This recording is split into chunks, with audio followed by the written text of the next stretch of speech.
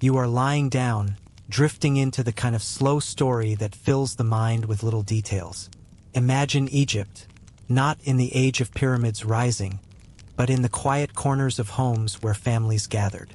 Not everything was grand processions, temples, or pharaohs. Much of life was repetitive, ordered, and marked by rituals so old they seemed eternal. In those lives, a board game, a small set of squares etched on wood or limestone, held meaning far beyond amusement. This was Senet, the game of passing. Senet boards appear as early as 3100 BCE. They were simple, rectangular grids of 30 squares arranged in 3 rows of 10. To you, it might look like a checkerboard stripped of color, more regular than exciting. But for the Egyptians, this game whispered of fate, luck, and the afterlife. A player moved their pieces forward, sometimes blocked, sometimes advanced by sticks or knucklebones that acted as dice. At first glance, it was diversion. Yet, with time, Senet became a metaphor for existence itself. Historians trace its origins in everyday life. Played in courtyards, scratched onto floors, and even carved into the stone of temples by guards or scribes who had long hours to pass. Think of a bored official at a garrison post, taking out a knife and etching the 30 squares into sandstone, just to have something to do. This was not the glory of conquest, but the boredom of waiting, and the game filled that void. But slowly, Senet grew into something else. As Egyptian religion deepened around the idea of the afterlife, judgment, the journey of the soul, the weighing of the heart, the game took on symbolic weight. To move through the board was to move through obstacles in the underworld. To reach the final square was to find passage to eternal life. A pastime became a ritual, the small, everyday squares echoing the cosmic order Egyptians saw in everything. The earliest boards were crude, wooden planks, decorated only lightly, sometimes with no markings at all beyond the 30 boxes. By the Middle Kingdom, however, boards began to show hieroglyphs. The House of Happiness, the House of Water, the House of Three Truths. Each square represented not just a step in a game, but a stage in existence. What once was simply land here, move forward became land here, survive judgment. To play Senet was to rehearse your own death. Yet the beauty lies in its ordinary place in life. Senet was not reserved for priests or pharaohs alone. Tomb paintings show women at leisure, playing it. Men depicted in quiet company over a board. Archaeologists have uncovered boards in tombs not just of kings, but of common officials. It lived in kitchens, in gardens, in shaded porches, where daily laborers and servants might pause to watch their masters play. Perhaps even slaves made their own versions, scratched into mud bricks when time allowed. The game's popularity lasted for centuries. From the Old Kingdom to the New Kingdom, Senet held its place, even as dynasties rose and fell. By the time Tutankhamun was buried, multiple Senet boards rested in his tomb, ornate, carved from ivory and ebony, decorated with gold. His passage to the afterlife was accompanied not just by treasure, but by a game. Imagine drifting into eternity with dice in your hand, playing your way past demons, hoping the gods allowed your token to advance. And yet, we might ask, why did such a simple game hold such power for so long? Was it the comfort of repetition? The way that rules, no matter how small, echo life's bigger uncertainties? Was it that the game could transform boredom into a reflection of mortality? As we close this section, picture an ancient Egyptian at dusk, the Nile breeze cooling the air, the day's labor complete. On a small table, a Senet board rests.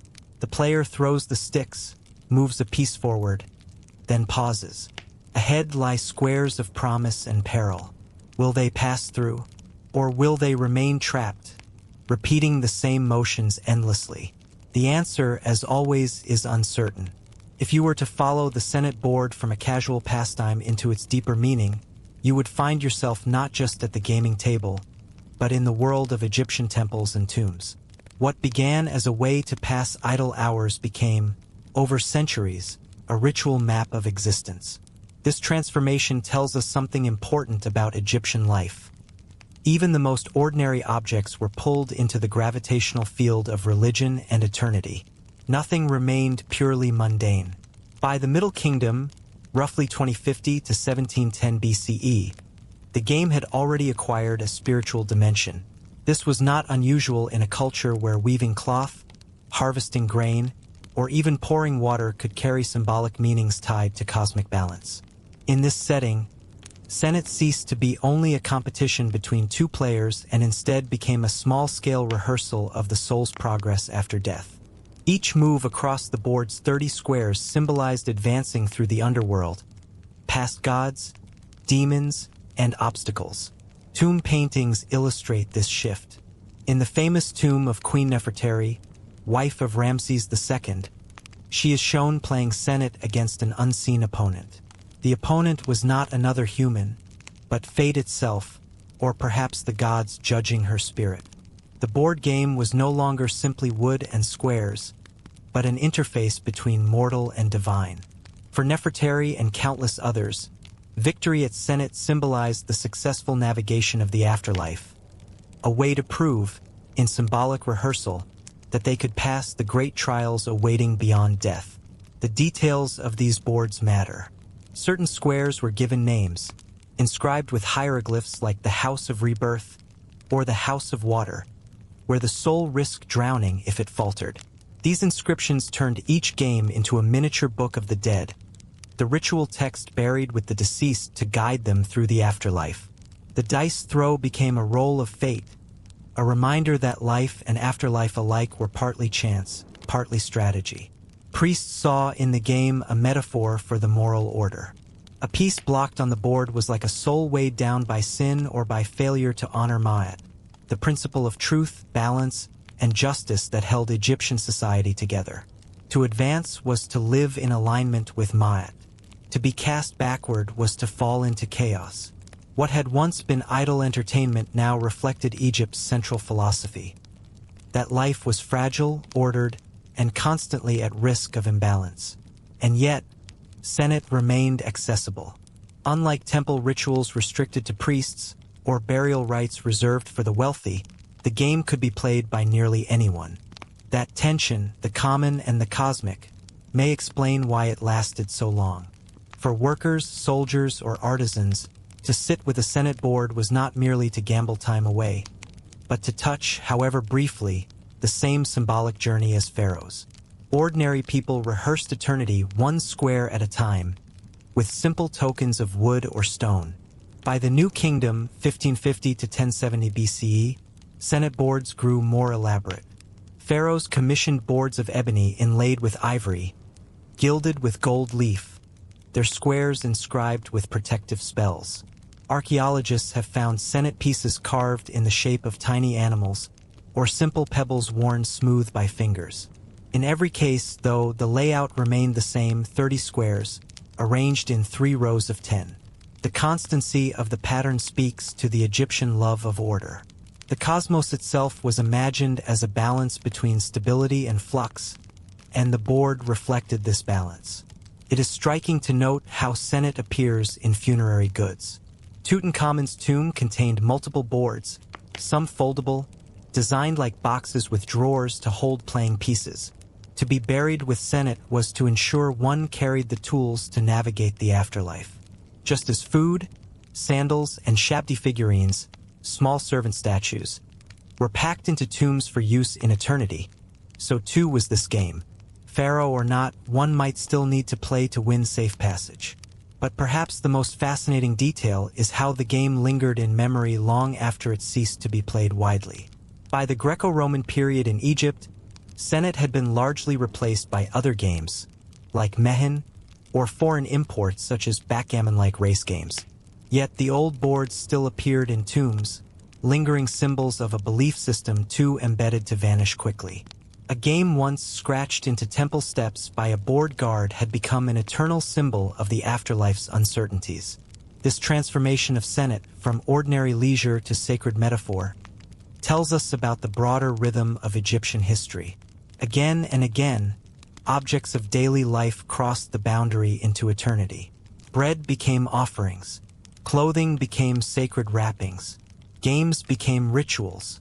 For Egyptians, life and death were not separate states but two halves of a single journey. Even in something as mundane as moving tokens along a board, they saw a mirror of destiny. And yet, questions remain. Why this game and not others? Why did Senet, above all, become so tightly woven into the religious imagination when countless other diversions must have existed? Was it the simplicity of its design, the satisfying tension of chance and strategy? Or was it the rhythm of movement across the squares? A rhythm so easily aligned with the imagined passage of a soul across cosmic barriers? As you think on this, picture again the quiet scene. Two players seated in the shade of a mud-brick wall, tossing sticks, sliding tokens forward. Around them, the hum of ordinary Egyptian life continues. Children chasing one another, donkeys braying, servants fetching water from the Nile. And yet, in this small game, those players rehearse eternity itself. The game ends, perhaps with laughter, perhaps with frustration. But what lingered for the Egyptians was not just the victory of one player over another, but the sense that each move echoed the long passage awaiting every human being after death. So we are left with a thought. When a pharaoh carried Senet into his tomb, was he truly planning to play it in the next life? Or was the board itself the final game, already in motion, its squares stretching beyond the grave? You have followed Senet from its modest beginnings as a game scratched onto temple floors to its transformation into a sacred map of the afterlife. Now, in this final stage, let us watch as the game passes through its golden age, lingers in ritual, and finally fades into obscurity, leaving behind not silence, but an echo, a reminder of how even the dullest of diversions can shape civilizations. By the New Kingdom, Senet had reached its fullest expression. Pharaohs owned exquisitely crafted boards, nobles demanded them as status symbols, and commoners continued to scratch makeshift versions into stone steps and clay floors. The game was everywhere, its image woven into tomb art, temple inscriptions, and household decoration. It had become a cultural constant, binding generations together through repetition. But within this abundance lay something more profound. Senet was no longer a game in the way we understand games today, where the goal is leisure or entertainment. To play Senet in the New Kingdom was to engage in ritualized storytelling. Every token moved was a rehearsal of rebirth. Every throw of the sticks was a gamble of fate. The final 5 squares, often elaborately decorated on boards, represented the great thresholds: protection, purification, resurrection, and safe passage into the field of reeds, the Egyptian vision of paradise. The quiet beauty of this lies in its monotony. Imagine, century after century, generation after generation, Egyptians sitting down to repeat the same small ritual of dice and tokens. Repetition gave comfort, just as rituals of prayer or offerings did. In repeating the game, one repeated the eternal order of the cosmos. Yet, even the eternal has its limits. Over time, Egypt changed. Foreign dynasties ruled, and with them came new ideas, new gods, and new games. By the late period, when Persia and then Greece cast their shadows across the Nile, Senet began to slip from daily life. Other board games rose to prominence, and Senet, once the emblem of divine passage, became a relic. Why did this happen? Partly, it was cultural exchange. Egyptians encountered games from Mesopotamia, Nubia, and later from Greece, and tastes shifted. Partly, it was the natural ebb of tradition. As religious beliefs evolved, the symbolic weight of Senet lessened. The afterlife remained important, but the rituals tied to it diversified. What had once been a nearly universal metaphor became one of many. And yet, Senet did not disappear overnight. Tombs continued to contain boards well into the later dynasties, suggesting that, even as the living lost interest in playing, the dead were still imagined to need it. A pharaoh might not play Senet in his palace, but he would still take a board into eternity. Like many ancient practices, it survived in memory long after it faded in practice. For thousands of years after Egypt's decline, Senet lay forgotten, buried in tombs, locked away in hieroglyphs no one could read. Only in the 19th and 20th centuries, as Egyptology blossomed, did scholars begin to piece together its meaning. Archaeologists uncovered boards of wood, ivory, and stone, some remarkably preserved. They puzzled over the rules which were never written down in full. Scholars debated endlessly. Was Senet purely a game of chance, or did strategy play a role? How exactly were the sticks or knucklebones used? The details remain uncertain. What is clear is not the exact rules, but the cultural role. From the evidence, tomb paintings, inscriptions, and the evolution of board designs, we can reconstruct the journey of Senet as more than a pastime. It was a bridge between worlds, a model of existence condensed into 30 squares. Even today, Senet continues to fascinate. Museums display boards to visitors who marvel at their age and elegance. Enthusiasts attempt to reconstruct the game, using guesses and partial evidence to play as Egyptians once did. In a sense, the game has been resurrected, not in the afterlife Egyptians imagined, but in our curiosity about theirs. If you step back, what lesson does Senet leave us? Perhaps it is this: that history is not only built by wars, monuments, and kings. It is also built by the quiet repetitions of daily life. A simple game, played in courtyards and palaces alike, became one of the defining symbols of a civilization's vision of life and death. The boredom of idle hours, the need to pass time with sticks, stones, and 30 squares, gave rise to one of the most enduring metaphors for existence itself. Senet is a reminder that the ordinary can carry extraordinary weight. What feels trivial in the moment can, across centuries, become a reflection of how people understood themselves and their place in the universe. As we close this story, picture once more the board. 30 squares, 3 rows, simple tokens moving slowly forward.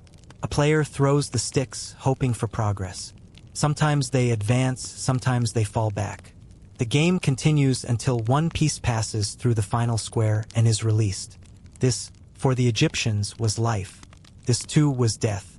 And as you drift into sleep, consider how many such ordinary things around you. A cup of tea, a note scribbled on paper, a repeated daily habit, may carry meanings far beyond what you see. Senet faded, but its lesson lingers. In the ordinary lies eternity. You have followed Senet from its modest beginnings as a game scratched onto temple floors to its transformation into a sacred map of the afterlife. Now, in this final stage, let us watch as the game passes through its golden age, lingers in ritual, and finally fades into obscurity, leaving behind not silence, but an echo, a reminder of how even the dullest of diversions can shape civilizations. By the New Kingdom, Senet had reached its fullest expression. Pharaohs owned exquisitely crafted boards, nobles demanded them as status symbols, and commoners continued to scratch makeshift versions into stone steps and clay floors. The game was everywhere, its image woven into tomb art, temple inscriptions, and household decoration. It had become a cultural constant, binding generations together through repetition. But within this abundance lay something more profound. Senet was no longer a game in the way we understand games today, where the goal is leisure or entertainment. To play Senet in the New Kingdom was to engage in ritualized storytelling. Every token moved was a rehearsal of rebirth. Every throw of the sticks was a gamble of fate. The final 5 squares, often elaborately decorated on boards, represented the great thresholds: protection, purification, resurrection, and safe passage into the field of reeds, the Egyptian vision of paradise. The quiet beauty of this lies in its monotony. Imagine, century after century, generation after generation, Egyptians sitting down to repeat the same small ritual of dice and tokens. Repetition gave comfort, just as rituals of prayer or offerings did. In repeating the game, one repeated the eternal order of the cosmos. Yet, even the eternal has its limits. Over time, Egypt changed. Foreign dynasties ruled, and with them came new ideas, new gods, and new games. By the late period, when Persia and then Greece cast their shadows across the Nile, Senet began to slip from daily life. Other board games rose to prominence, and Senet, once the emblem of divine passage, became a relic. Why did this happen? Partly, it was cultural exchange.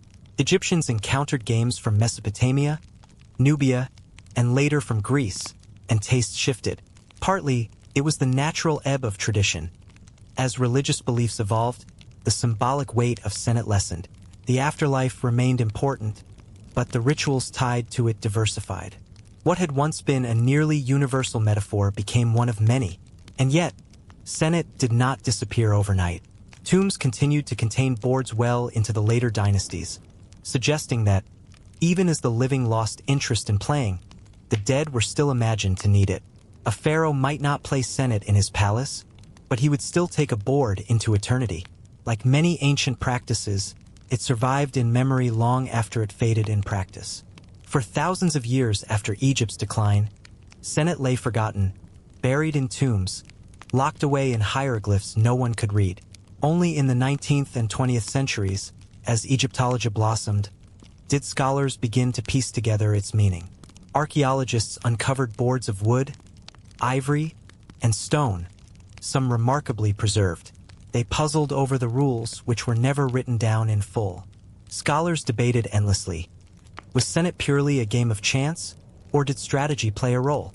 How exactly were the sticks or knucklebones used?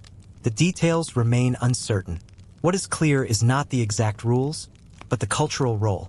From the evidence, tomb paintings, inscriptions, and the evolution of board designs, we can reconstruct the journey of Senet as more than a pastime. It was a bridge between worlds, a model of existence condensed into 30 squares. Even today, Senet continues to fascinate. Museums display boards to visitors who marvel at their age and elegance. Enthusiasts attempt to reconstruct the game, using guesses and partial evidence to play as Egyptians once did. In a sense, the game has been resurrected, not in the afterlife Egyptians imagined, but in our curiosity about theirs. If you step back, what lesson does Senet leave us? Perhaps it is this: that history is not only built by wars, monuments, and kings. It is also built by the quiet repetitions of daily life. A simple game, played in courtyards and palaces alike, became one of the defining symbols of a civilization's vision of life and death. The boredom of idle hours, the need to pass time with sticks, stones, and 30 squares, gave rise to one of the most enduring metaphors for existence itself. Senet is a reminder that the ordinary can carry extraordinary weight. What feels trivial in the moment can, across centuries, become a reflection of how people understood themselves and their place in the universe. As we close this story, picture once more the board. 30 squares, 3 rows, simple tokens moving slowly forward. A player throws the sticks, hoping for progress.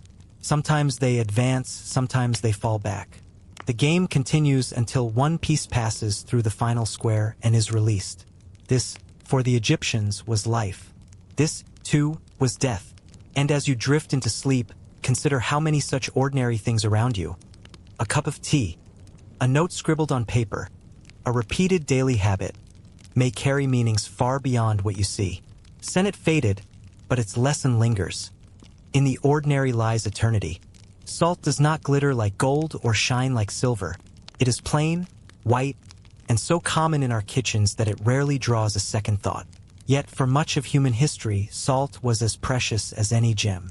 Civilizations rose where it could be harvested, armies marched to secure it, and entire economies depended upon its dull, crystalline grains.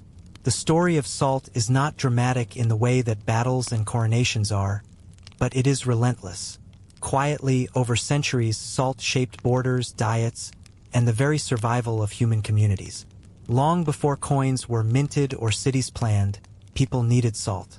It was not simply for taste, though taste was part of it.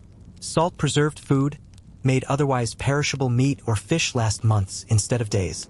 In a world without refrigeration, salt was time itself. Time to survive a winter, time to endure a long journey, time to cross deserts or seas. To lack salt was to face hunger. To possess it was to possess security. Archaeological sites show that salt gathering was one of the earliest organized activities.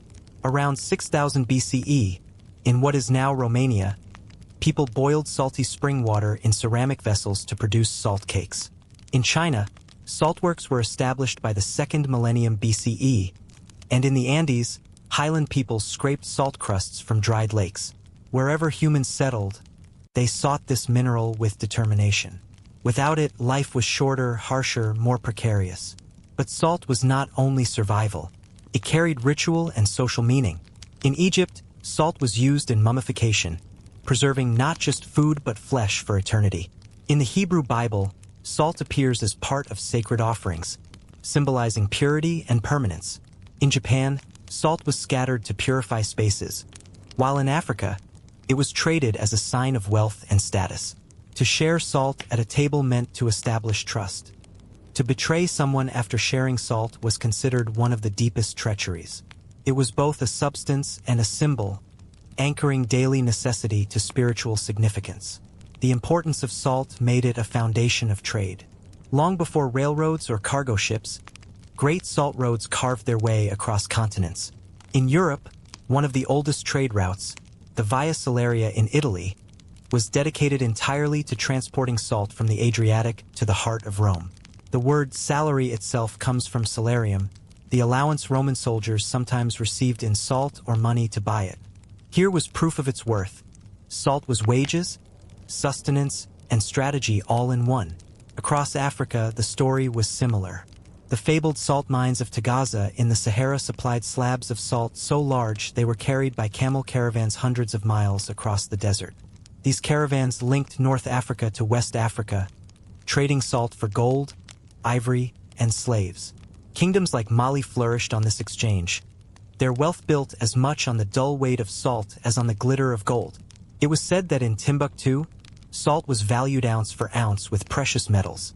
In China, dynasties learned early that salt could be taxed with immense profit. The state controlled salt production through a monopoly, ensuring revenue that could fund armies and infrastructure. For ordinary people, this meant that the price of salt was not simply about supply and demand, but about imperial power. To pay for salt was to pay for the emperor's reach. In times of rebellion, control of salt supplies often determined success or failure, for no army could march far without preserved food. The Roman Empire, too, understood this. Salt was not only a staple for soldiers, but also a political tool. To establish a colony, Romans often ensured it had access to salt works or built roads leading to nearby sources. Salt was infrastructure.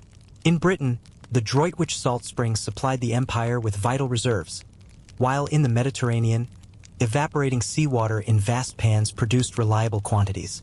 The empire's durability rested in part on these invisible veins of salt that fed and preserved its population.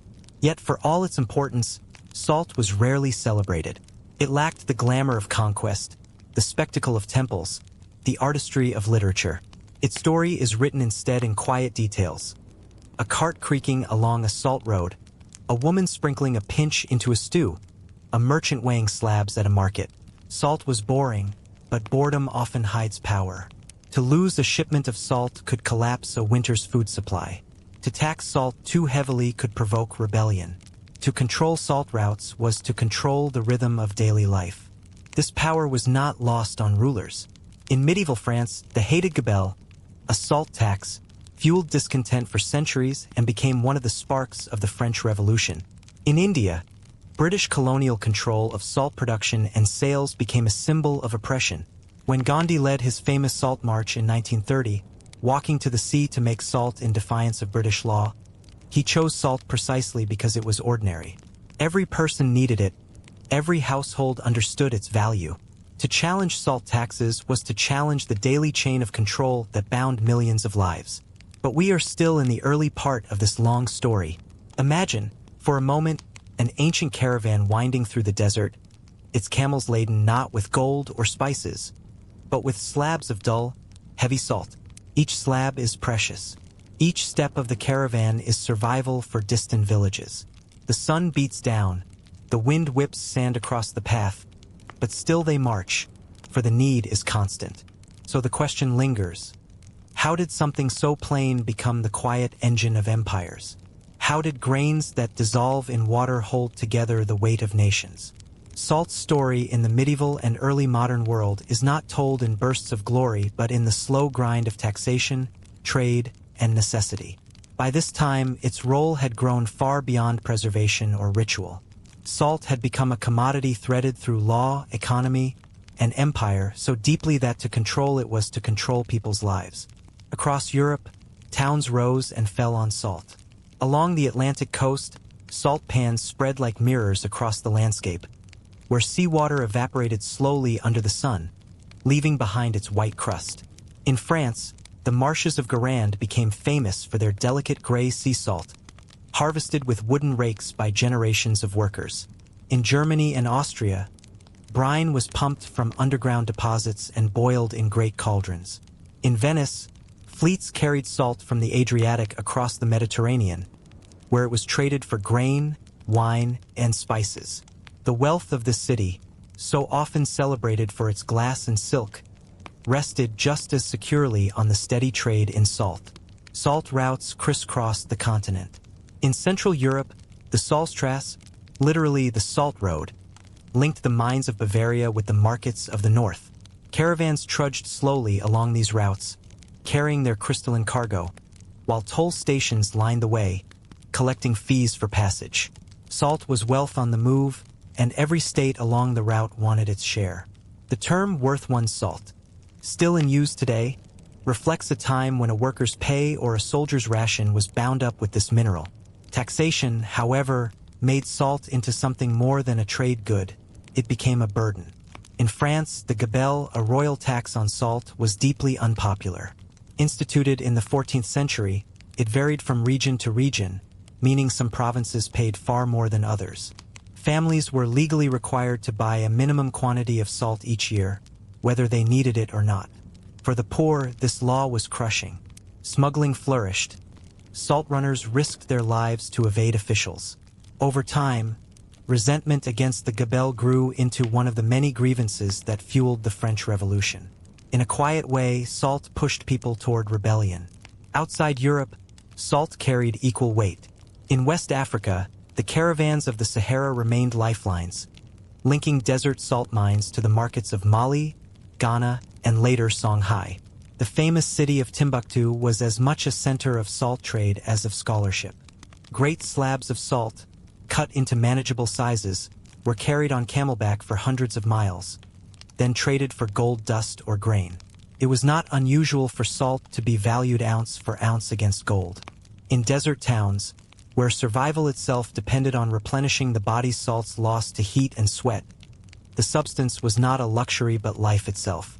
In China, dynasties continued to maintain strict monopolies on salt. The Tang dynasty perfected systems of production and taxation, using salt revenue to fund armies and expand infrastructure.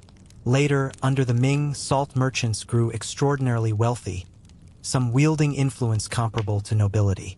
To buy and sell salt outside state control was illegal, but black markets thrived nonetheless, a quiet reminder that people would always resist when daily necessities were constrained. Even in Japan, where the sea provided an abundance of salt, the mineral held power. Villages along the coast specialized in salt production, boiling seawater in iron pans or spreading it across sand flats to evaporate in the sun. Samurai lords taxed the trade, recognizing that to control salt was to control both revenue and the loyalty of their people. In some cases, rival clans even waged salt wars, conflicts not of swords clashing on open fields, but of who could cut off another's salt supply. By the early modern period, the global spread of salt had tied itself to empires. European powers, expanding overseas, found that wherever they went, salt was a critical part of colonial control.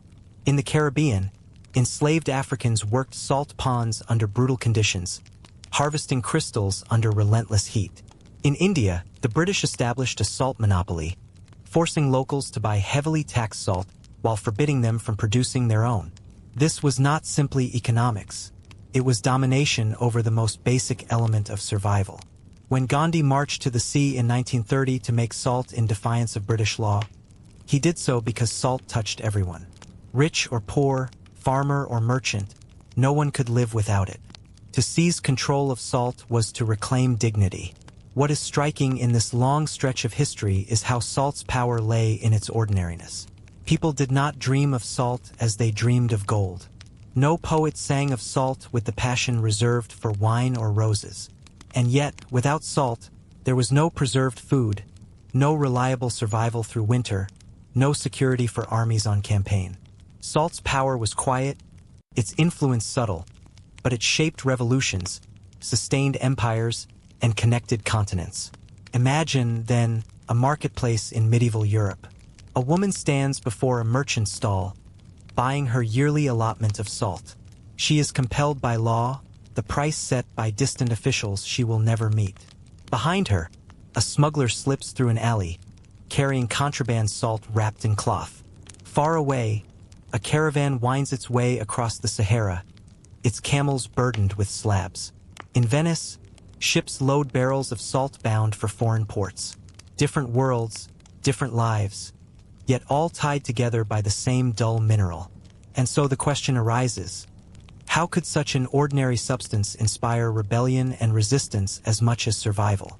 How could something so plain become a thread that wove together peasants, merchants, soldiers, and emperors alike? By the time the modern world began to take shape, salt had already traveled further and shaped more lives than almost any other commodity.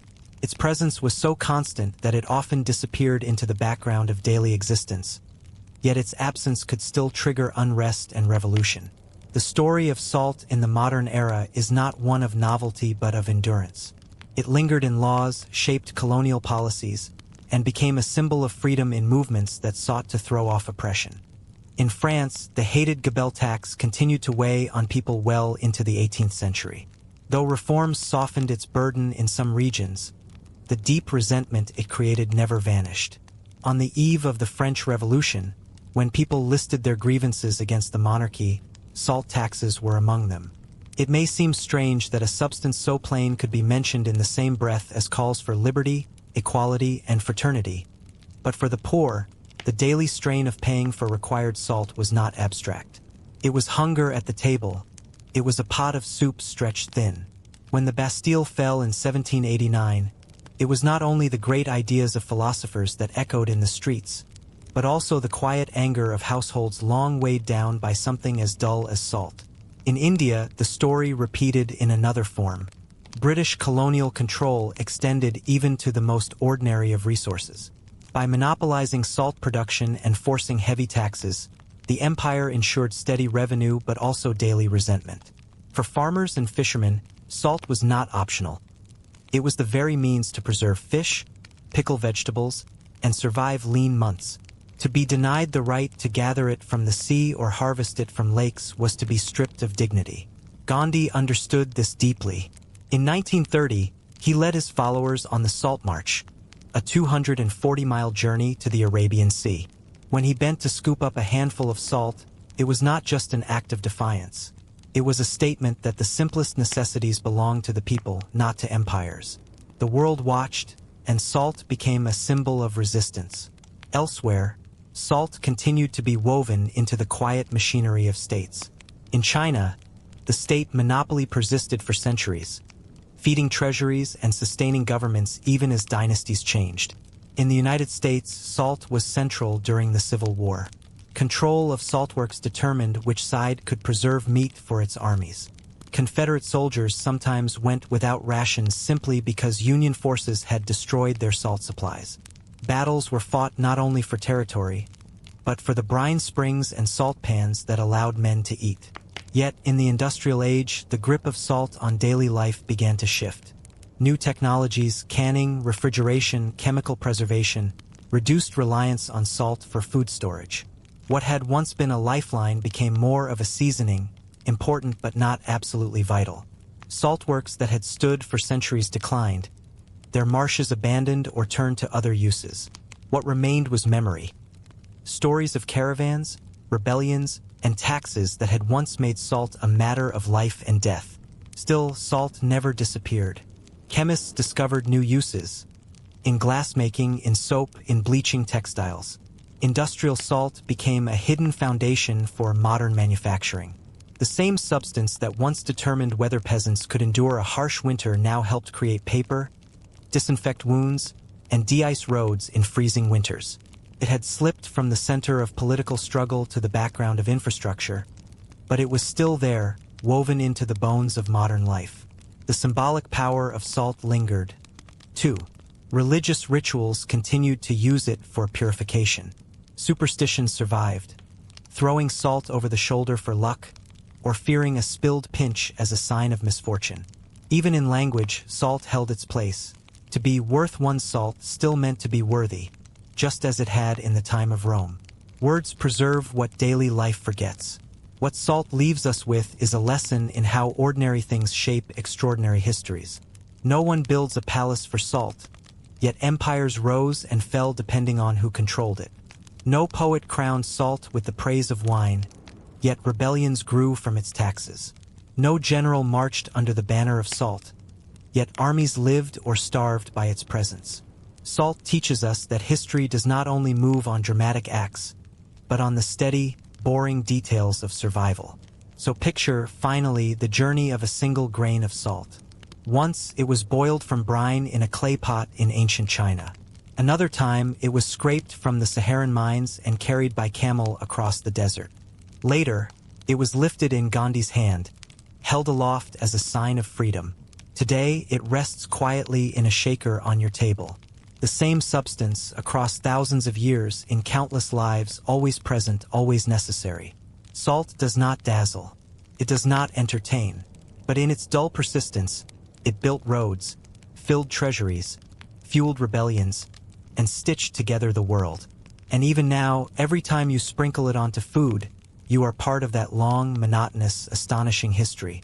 The story of writing does not begin with epics, kings, or poetry. It begins with numbers, lists, and records so dull that their only purpose was survival. In Mesopotamia, more than 5,000 years ago, people pressed reed styluses into soft clay to keep track of sheep, barley, beer, and wool. These were not masterpieces of literature. They were laundry lists of an ancient world. Yet from such monotony grew one of humanity's greatest revolutions: writing itself. Imagine a marketplace in Uruk around 3200 BCE. The air is filled with the smell of grain and livestock, the sound of traders shouting prices. In the midst of this chaos, merchants and officials need to remember who owes what, which storage jars belong to whom, and how much grain was distributed. Memory is not enough. Words have not yet been written, but clay is abundant. A clerk takes a lump, softens it, and with a stylus makes marks.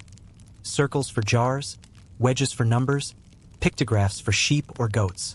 The tablet hardens in the sun, and suddenly memory has been captured. What was once fleeting is now permanent. These early records were almost painfully boring. They detailed shipments of barley, allocations of beer to workers, inventories of temple flocks. Some listed the names of laborers and the rations they received, day after day, month after month. To read them today is to sink into monotony. So many sheep, so much grain, so many jars of oil. But within that monotony lies the foundation of civilization. The ability to track resources meant that temples could manage vast estates, rulers could levy taxes, and merchants could expand trade beyond what they could personally remember. Over time, the pictographs grew more abstract. The drawing of a jar became a wedge-shaped mark. The sign for sheep simplified into a cluster of strokes. From pictures emerged symbols, and from symbols came syllables. By around 2500 BCE, writing had shifted from mere lists to the recording of speech itself. Yet still, for centuries, most tablets were not about kings or gods, but about ordinary business. In Mesopotamia, writing was first and foremost an office tool. The clay tablets themselves tell us something about this world. They were small, often no bigger than the palm of a hand, cheap to make but durable once baked. Some were stored in archives, stacked in reed baskets or clay jars, forming the world's first filing systems. Scribes marked them with seals to prove authenticity, the earliest stamps of bureaucracy. The survival of these tablets is remarkable. While papyrus crumbled and parchment decayed, clay endured. Today, thousands of them rest in museum collections, still carrying the dull records of long-vanished civilizations. What is striking is how much of ancient daily life we glimpse through these mundane records. We learn what workers were fed, rations of bread and beer measured carefully, We see evidence of women employed in weaving workshops, their output tracked stitch by stitch.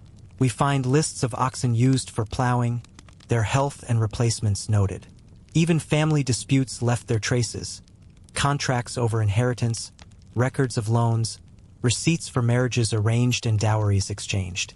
The clay does not exaggerate. It simply records, flat and factual, the hum of life in ancient Mesopotamia. And yet, out of these lists, new possibilities emerged. Once writing existed, it could be used for more than counting. Scribes began copying myths, laws, and hymns.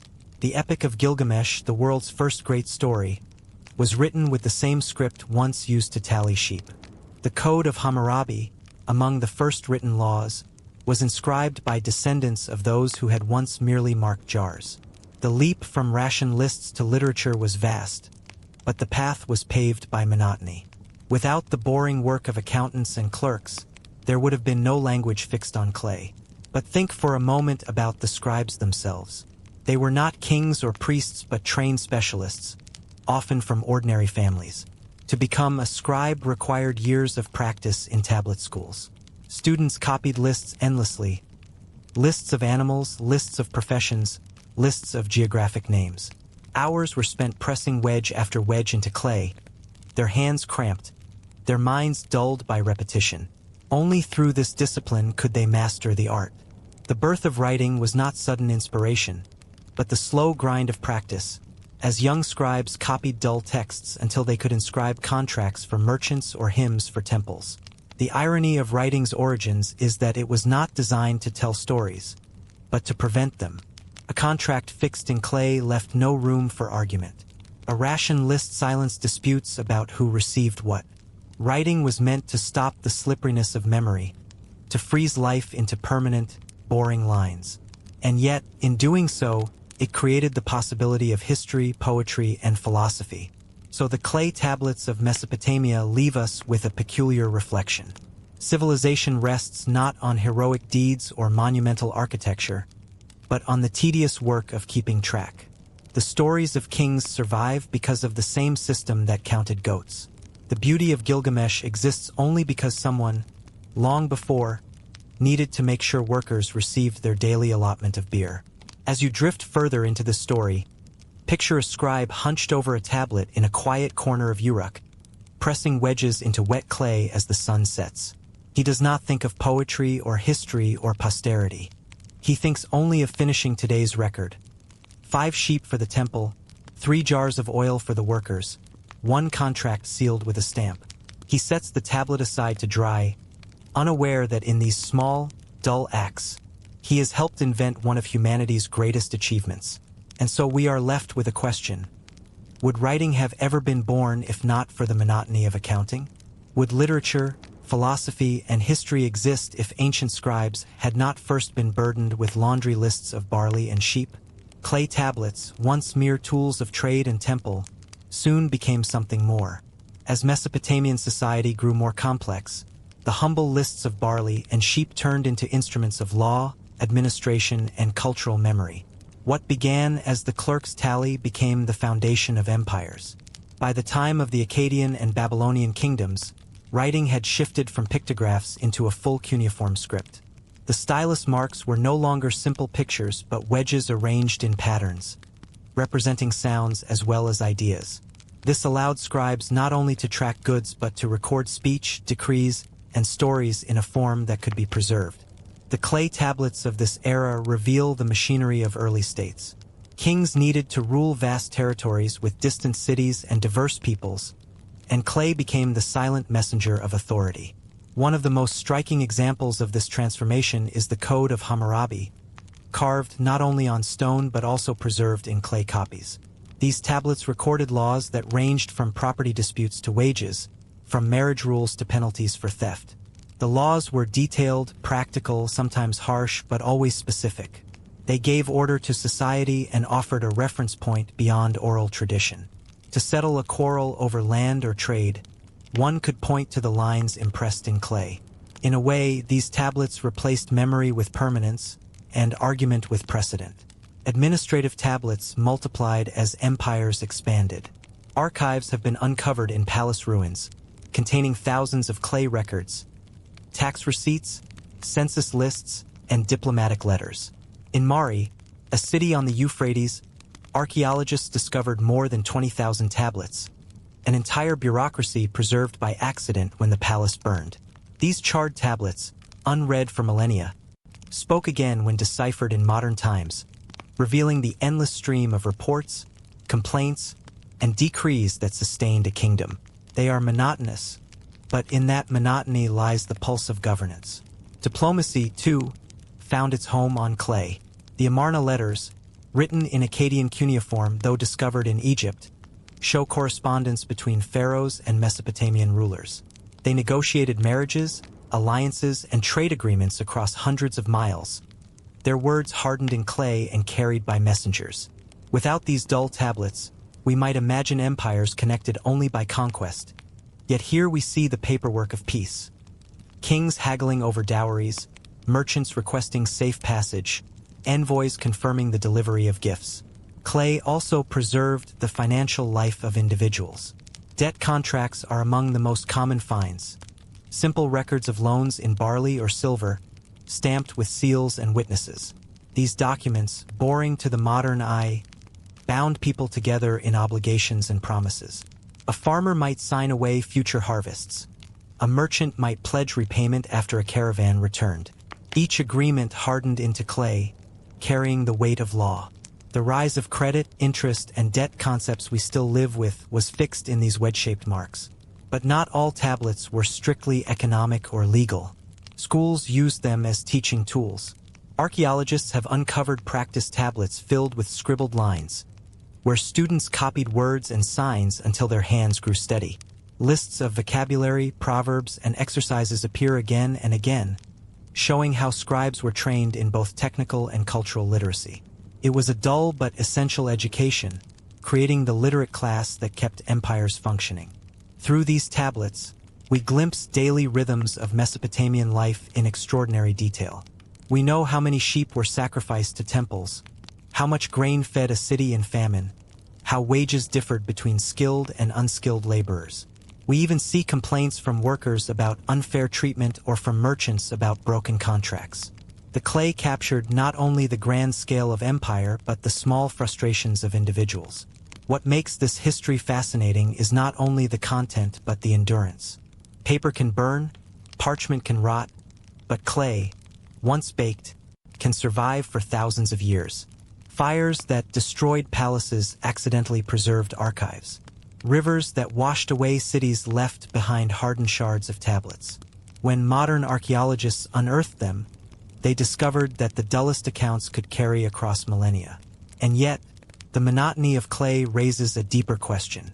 Was writing always destined to serve power, to tally taxes, enforce laws, and record debts? Or did it become something more because people could not resist bending a tool of control into a vessel of expression?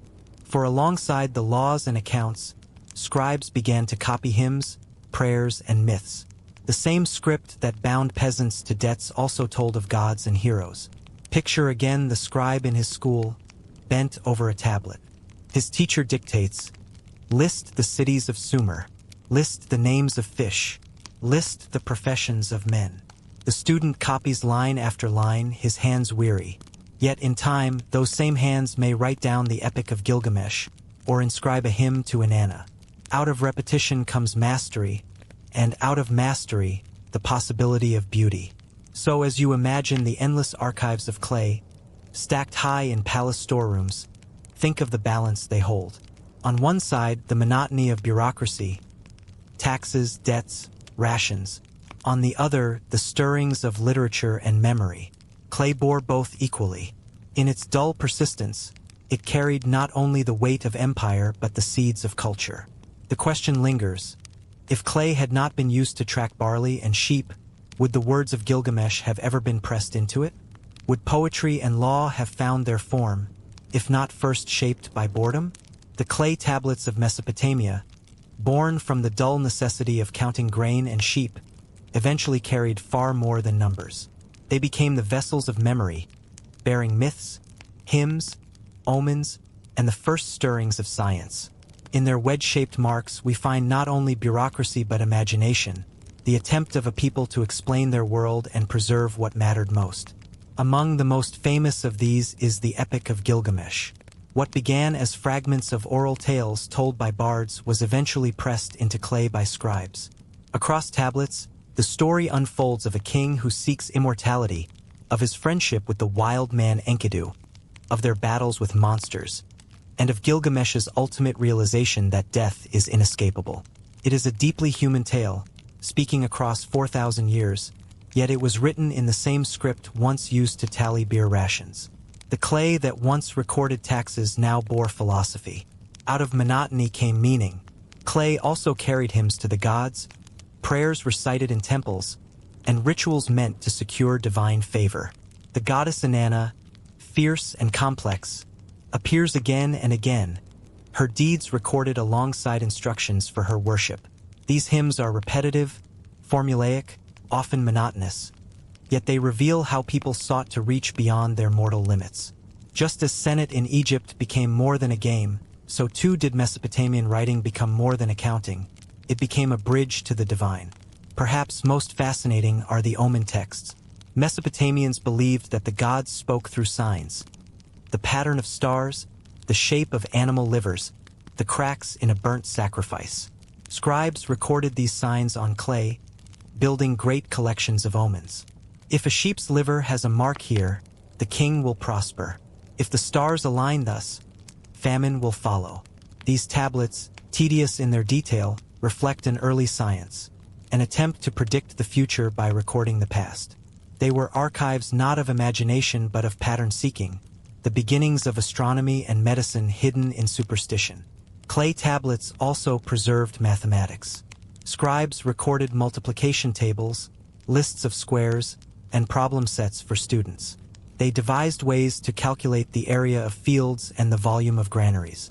To us, these exercises may appear dry, but they show the steady progress of thought, the patient work of people trying to make the world measurable. One famous tablet even approximates the value of square root 2 with impressive accuracy, a reminder that dull repetition can yield surprising brilliance. In medicine, too, clay carried knowledge. Collections of remedies survive, listing plants, minerals, and procedures. Some prescriptions seem sensible, others more ritual than science, but together they reflect the same impulse: to record, to remember, to pass on. Knowledge, like taxes, was pressed into clay to endure. What makes these tablets remarkable is not their grandeur but their accumulation. A single record of sheep is boring. 10,000 such records, preserved by chance, become a portrait of society. Through their monotony, we see how ordinary life was lived. The wages of workers, the flow of trade, the rhythms of farming. And through the occasional spark of myth or science, we see how that same society reached toward meaning. But clay had its limits.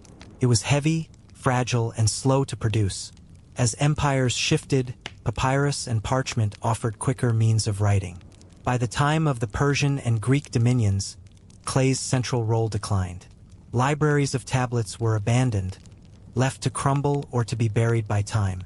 For centuries, their marks were unreadable, the script forgotten. The voices of Mesopotamia fell silent. It was not until the 19th century that scholars, working patiently from inscriptions and fragments, began to decipher cuneiform. Suddenly, the dull clay spoke again. Lists of sheep, laws of kings, prayers to gods, myths of heroes, all returned after millennia of silence. The rediscovery was not dramatic in the way of unearthing golden treasures, but it was profound, the recovery of memory itself. And here lies the lesson: the origins of writing, and with it much of history, rest not on poets or conquerors but on clerks with styluses, pressing dull marks into wet clay. Their goal was not beauty but clarity, not immortality but accounting. Yet, in their monotony, they created permanence. The laundry lists of Uruk became the foundation of literature, science, and law. So picture, for the last time, a scribe setting aside his tablet at dusk. He believes he has only recorded the day's wages or the temple's flocks. He does not imagine that thousands of years later, someone will read his marks in a museum, marveling that from his boredom civilization was born. And we are left with a thought. How much of our own lives, our receipts, our spreadsheets, our contracts, will one day seem like the dull but vital origins of something greater? Could our own monotony, like theirs, become the memory of humanity? Roman concrete does not gleam like marble or impress like towering statues. It is gray, rough, and often hidden beneath layers of brick or stone. Yet this dull material outlasted temples, palaces, and even the empire that poured it. Where polished monuments fell into ruin, the boring recipe of lime, volcanic ash, and rubble endured. To trace the story of Roman concrete is to follow one of history's quiet revolutions. How a simple mixture allowed Rome not only to build an empire but to outlast itself. In the beginning, Romans built as others had. Stones stacked upon stone, timber frameworks supporting roofs, mud bricks drying in the sun. These worked, but they limited ambition. Large spans cracked under weight, wooden beams rotted, stone quarries drained resources. Somewhere in the 3rd century BCE, Roman builders began experimenting with mixtures of lime mortar and volcanic ash, known as pozzolana. The result was a substance that hardened into stone, but unlike stone, it could be poured into molds, shaped into arches, domes, and vaults. It was not beautiful, but it was transformative. The first great leap came with aqueducts. These long, unbroken channels carrying water into cities required arches strong enough to span valleys and withstand centuries of flow. Stone alone would have made them fragile, expensive, and slow to construct. Concrete allowed Romans to pour supports quickly, then face them with stone to give the illusion of tradition. Behind the polished exteriors of Rome's bridges and aqueducts lies the dull strength of concrete, hidden but essential. In houses and markets, concrete walls rose cheaply, replacing labor-intensive stone. Builders could fill wooden frames with the mixture, let it harden, and then remove the frame to reveal walls as strong as stone but made in days rather than weeks. It was, in many ways, an early form of mass production in architecture. Where once grandeur belonged only to temples and palaces, concrete brought durability to warehouses, baths, and apartment blocks. The Colosseum, often admired for its majesty, is in truth a monument to concrete. Its soaring arches and tiers of seating were only possible because of the substance's strength. Beneath the marble veneer that dazzled crowds lay a skeleton of poured concrete.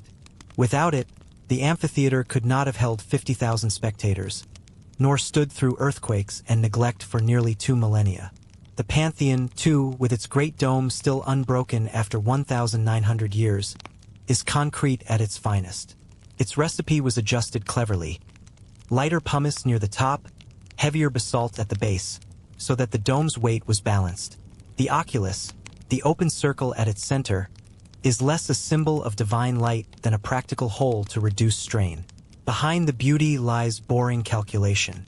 What makes Roman concrete most remarkable is its endurance.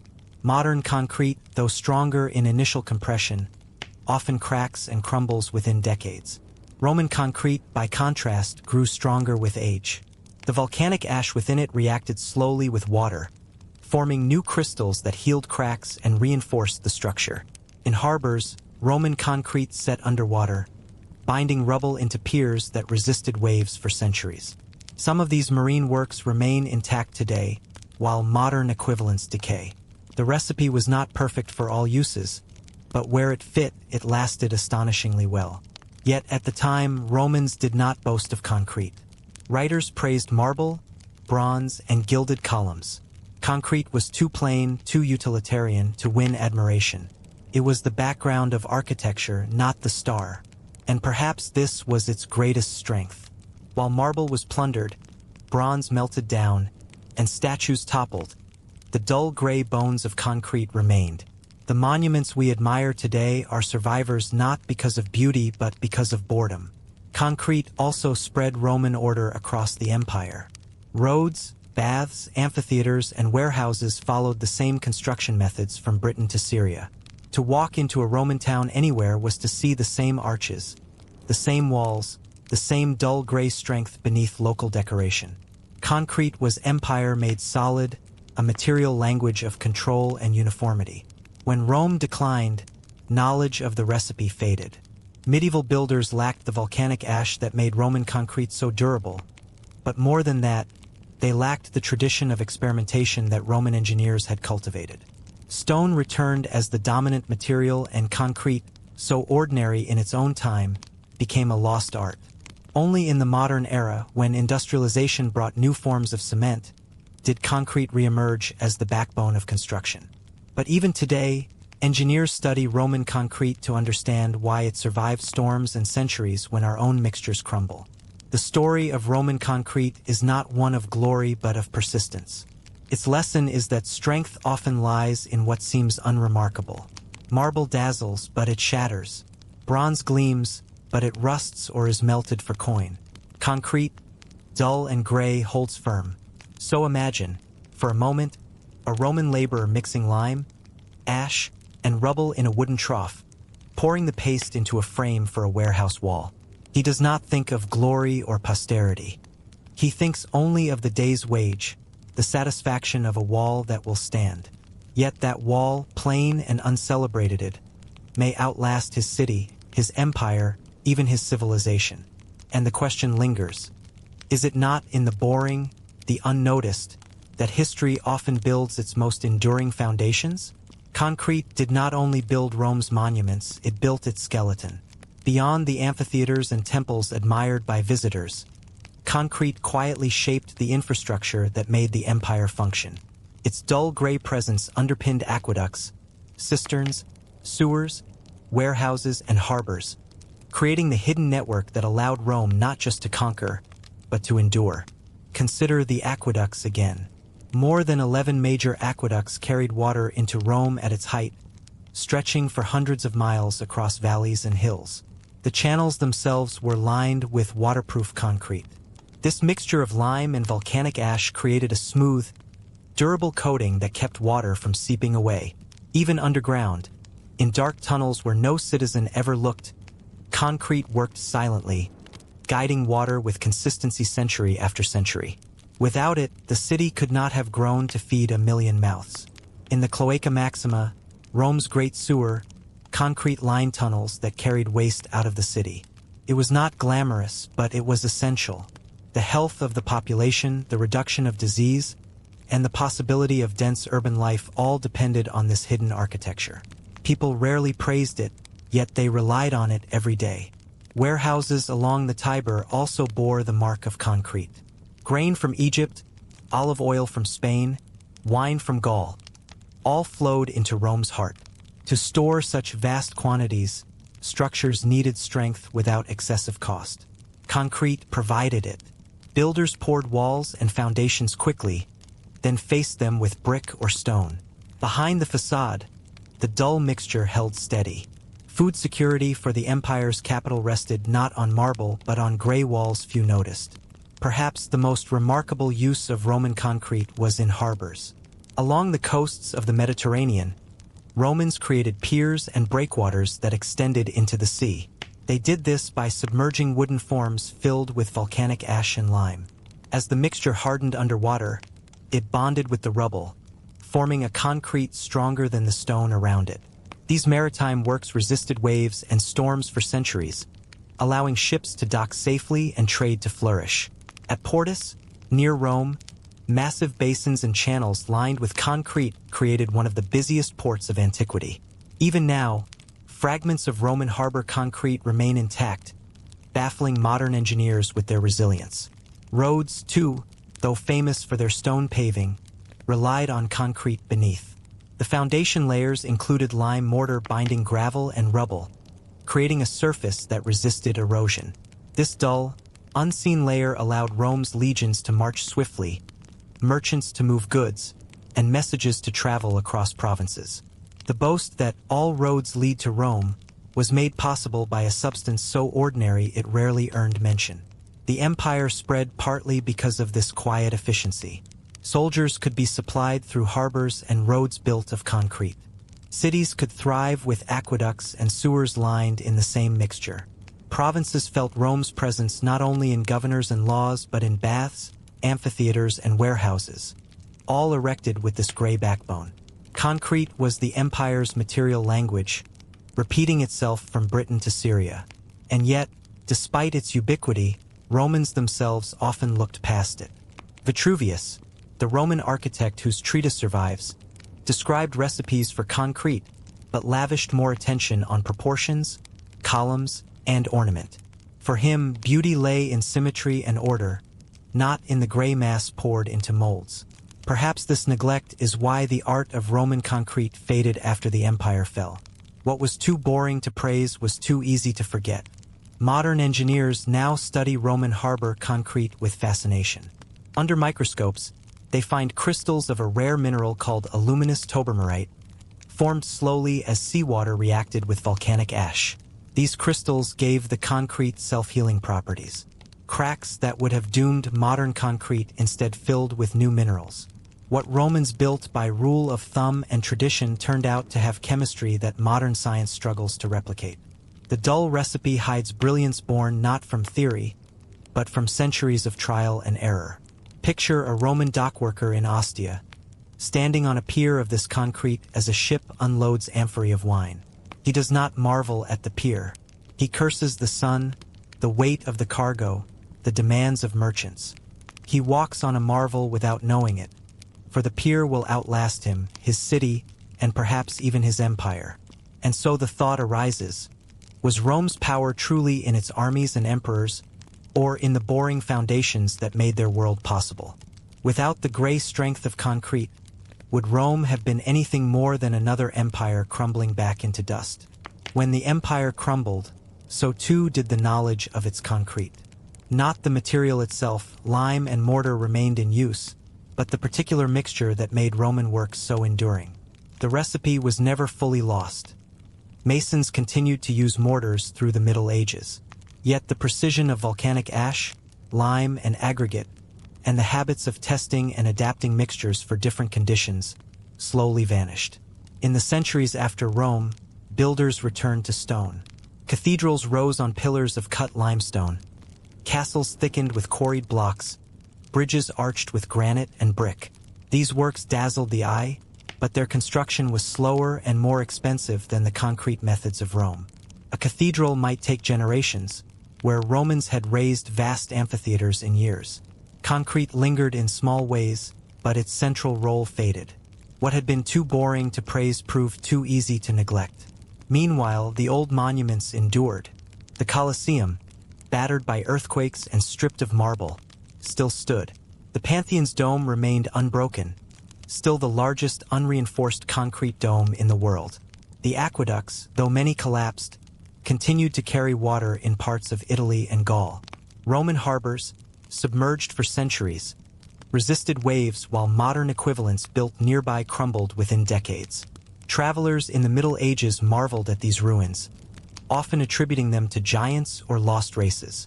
Few imagined that their secret lay in dull, gray mortar. Only with the industrial age did concrete return. In the 19th century, Joseph Aspdin patented Portland cement, sparking the modern revival of the material. Cities of the modern world, New York, Paris, Tokyo, rest on foundations of reinforced concrete. Skyscrapers, highways, and dams rise from it. Yet engineers admit that modern concrete, despite its strength, rarely lasts beyond a century without repair. Roman concrete, unreinforced and rough, has endured nearly 2 millennia. This quiet superiority puzzles and inspires. Scientists chip fragments from Roman piers, peer at them under microscopes, and marvel at crystals formed slowly as lime and seawater fused. What Romans discovered through habit and tradition, we still struggle to reproduce with chemistry and machinery. The story of Roman concrete is not one of glory, but of endurance. It is the story of a material so plain that few thought to celebrate it, yet so essential that without it, Rome would have been impossible. Empires often claim their greatness lies in heroes or ideas. Rome's may lie in a recipe: lime, ash, water, rubble, mixed by laborers, poured into wooden molds, hardened under the Mediterranean sun. Perhaps the greatest irony is that the material Rome overlooked became its truest legacy. Its statues were looted, its gold melted, its scrolls burned, but its concrete remains, holding up aqueducts and domes, harbors and roads. the empire that sought immortality through marble triumphs instead through monotony. As you drift toward sleep, imagine standing in the Pantheon, looking up at that vast gray dome. You see light falling through the oculus, the circle cut to ease the weight. Around you, tourists whisper, marvel, take photographs. But what endures is not spectacle. It is a dull mixture poured by anonymous workers in the reign of Hadrian, hardened slowly, strengthened with time. Their names are forgotten, their wages are forgotten, yet their concrete remains.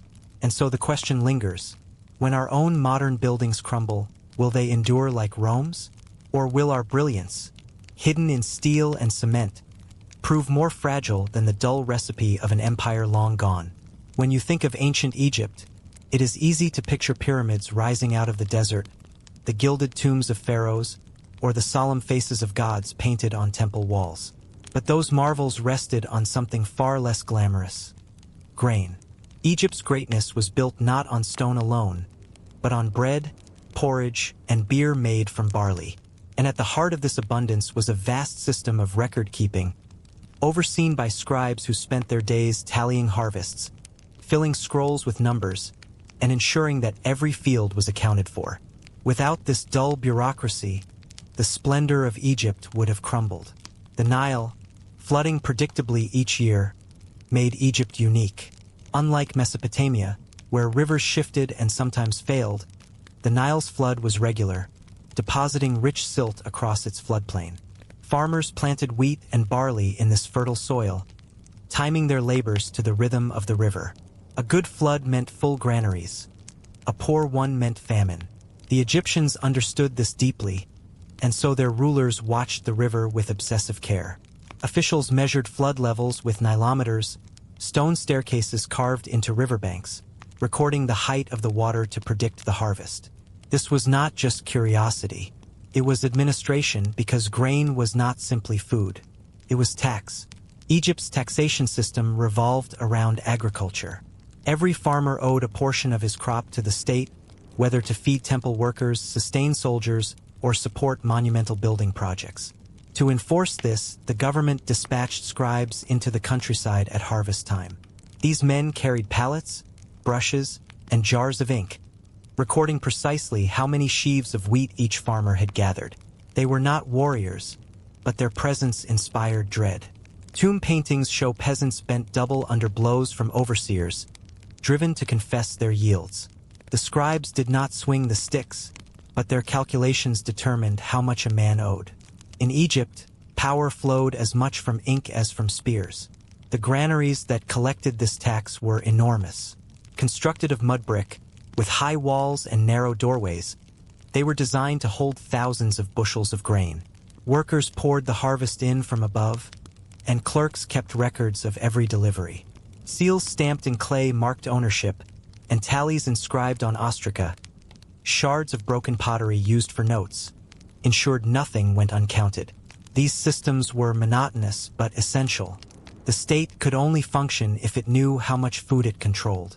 Bread fueled pyramid builders, soldiers, and craftsmen alike. Grain was wealth more tangible than gold. For the farmer, this system was oppressive. He labored under the sun, guiding oxen through fields, cutting stalks by hand with flint sickles, binding sheaves, threshing, winnowing, and storing. And after all that, a portion, sometimes a heavy portion, was taken away. The state demanded grain not just for storage but for redistribution. Rations fed workers on state projects, from the construction of temples to the maintenance of canals. Priests at great temples lived on bread and beer supplied by the taxes of distant villagers. Bureaucracy turned the sweat of one man's brow into the sustenance of another. Yet, the system also brought security. The state granaries served as reserves in times of famine. When the Nile failed to flood, when crops withered, officials could open the stores and distribute food. Surplus grain also became a tool of diplomacy. Pharaohs sent shipments abroad as gifts or payments, feeding allies or mercenaries. In this way, Egypt's stability rested on its bureaucracy's ability to count, store, and redistribute. The dull details of taxation became the foundation of empire. The scribes themselves were trained from boyhood, Sons of officials studied in scribal schools, copying lists over and over until their hands grew steady. They memorized hieratic script, a simplified form of hieroglyphs used for everyday writing, and learned arithmetic to calculate harvests. Their exercises, preserved on papyri, are repetitive. Lists of animals, lists of professions, multiplication tables, and practice sentences extolling the virtues of being a scribe. A scribe does not hoe in the fields, one proverb boasted, reminding students that while farmers broke their backs under the sun, scribes enjoyed a life of ink and authority. Bureaucracy was not glamorous, but it elevated those who practiced it above common labor. Consider the scale of this system. Egypt stretched for hundreds of miles along the Nile, with countless villages and farms. Each harvest produced tens of thousands of bushels. To record, transport, and store this abundance required an army of scribes, overseers, and laborers. The process was slow, repetitive, and unchanging across centuries. Yet it created continuity. Even when dynasties rose and fell, even when foreign conquerors came, the system of grain taxation endured. The empire's rulers might change, but the scribes still walked the fields, tallying wheat under the watchful eye of the state. The records that survive reveal extraordinary detail. Papyrus accounts list the rations given to workers.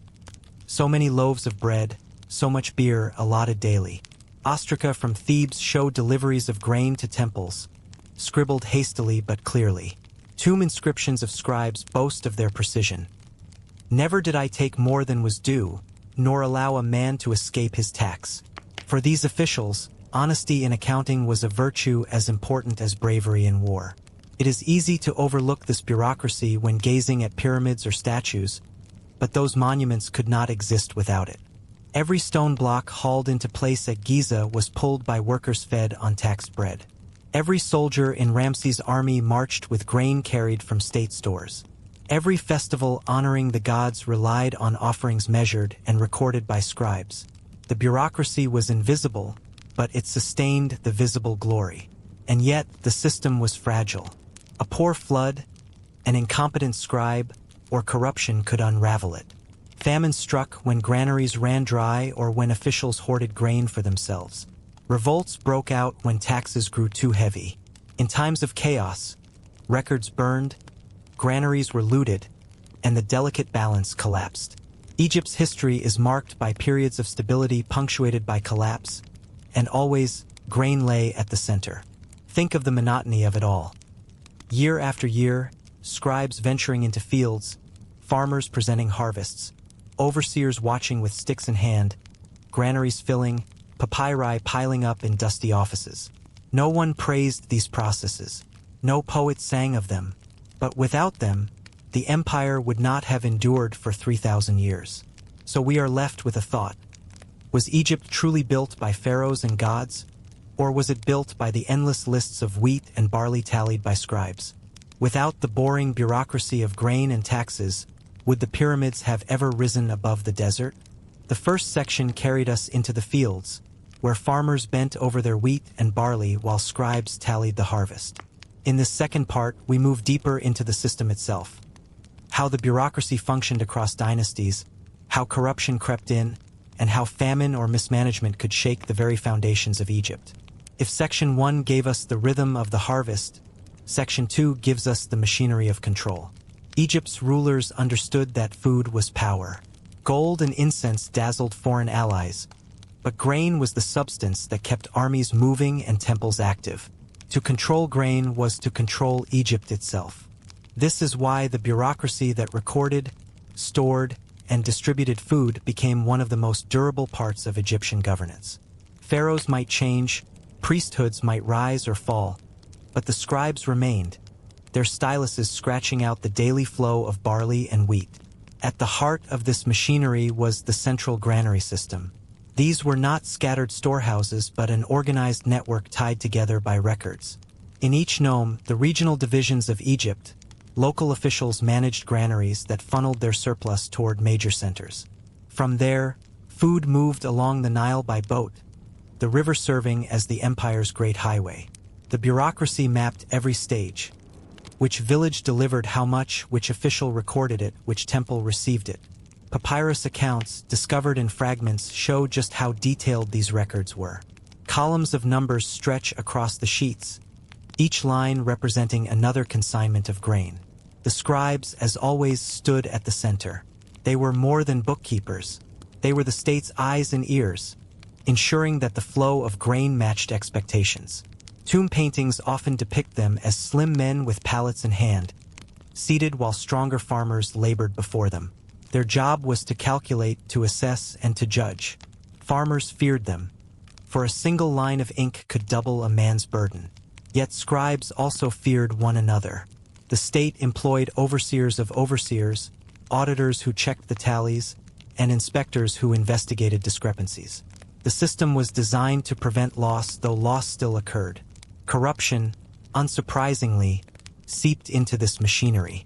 Some scribes inflated quotas to skim a portion for themselves. Others colluded with overseers to underreport harvests, keeping grain hidden for local elites. Archaeological evidence hints at this. Granaries sometimes contained less than records claimed, or receipts showed suspicious alterations. Stories from later dynasties and neighboring cultures also warn of corrupt officials hoarding food during famine.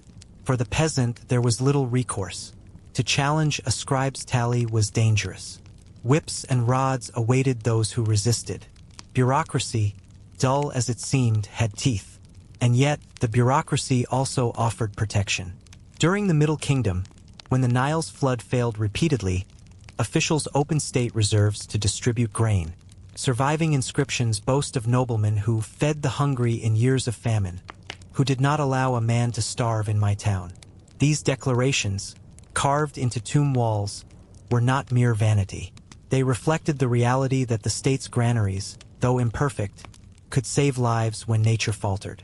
The people remembered those who managed the system with fairness, just as they cursed those who abused it. Religion was intertwined with this machinery. Temples were among the largest landholders, their estates producing grain that flowed into the same bureaucratic system. Priests relied on state deliveries to conduct rituals, feed their staff, and supply offerings to the gods. In return, the gods were believed to bless the Nile, ensuring future harvests. This cycle of tax and temple was self-reinforcing. Peasants gave their grain to the state fed the priests, and the priests performed the rituals that promised abundance. The system was not merely economic. It was cosmic, an embodiment of Ma'at, the principle of balance and order. Still, fragility remained. In the first intermediate period, when central authority collapsed, grain taxation fragmented. Local rulers hoarded their own stores, and farmers no longer delivered to a unified system. Famines grew worse, records dwindled, and villages suffered. The bureaucracy's dull monotony, its endless lists and tallies, was missed when it vanished. Stability returned in the Middle Kingdom when pharaohs re-established central control. Once again, scribes walked the fields, inked tallies into papyrus, and rebuilt the granaries. To understand how pervasive this system was, consider the records of the village of Deir el-Medina in the New Kingdom. This community, home to the workers who carved the Valley of the Kings, was supplied entirely by state rations. Every loaf of bread, every jar of beer was measured, recorded, and delivered. Ostraca show monthly allocations, detailing exactly how much each family received. Complaints survive, too. Workers striking because their rations were delayed. These fragments reveal how deeply lives depended on the bureaucracy's steady rhythm. Even foreign policy was tied to grain. Egypt's wealth in cereals allowed pharaohs to feed mercenaries, pay tribute, and secure alliances. Letters preserved in the Amarna archive, written on clay tablets in Akkadian, show foreign kings begging for Egyptian grain during famine. For them, Egypt was the breadbasket, a land where the Nile's floods promised sustenance even when their own fields failed. The bureaucracy that seemed so monotonous within Egypt became a source of power abroad. The monotony of this system is striking. Year after year, harvest after harvest, scribes tallied the same crops, stored them in the same granaries, shipped them along the same river. Little changed for centuries. This is why it endured. Repetition bred stability. And yet, It is also why the system feels so boring to us now. To read the surviving records is to sink into endless lists of quantities. But it is precisely this dullness that made Egyptian civilization possible. Corruption, famine, and rebellion all threatened the system, but they never destroyed it for long. Each new dynasty, whether native or foreign, restored the machinery. Even the Persians and later the Ptolemies recognized its value, keeping the grain bureaucracy intact.